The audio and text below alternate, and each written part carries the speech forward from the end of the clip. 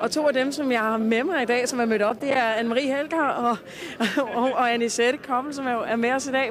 Hvordan kan det være, at I er her nu? Vi synes, der er brug for os. Ja.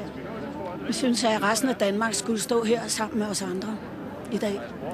Og alle dem, der er forhindret i det, håber vi bare, at de nu vil trække vejret rigtig dybt og tænke på, hvor meget af lille Danmark og Danmarks befolkning har været igennem de sidste mange år. Med ulovlige krige og myrderier og en regering, som totalt står til ansvar for en masse brutalitet. Og nu det sidste skud på stammen, at man smider sin egen ungdom på porten fra et hus, man har foræret dem, og forærer det til nogle spekulanter, som ingen af os har brug for på den måde. Det er totalt tragedie også, at vi mister et fantastisk hus, som har været rammen om alle mulige folkelige begivenheder igennem hundredvis af år.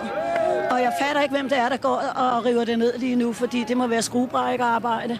Og jeg tror altså, at nu skal folk skulle på banen, altså, og det vi er altså mødtes her i dag for at hjælpe lidt til.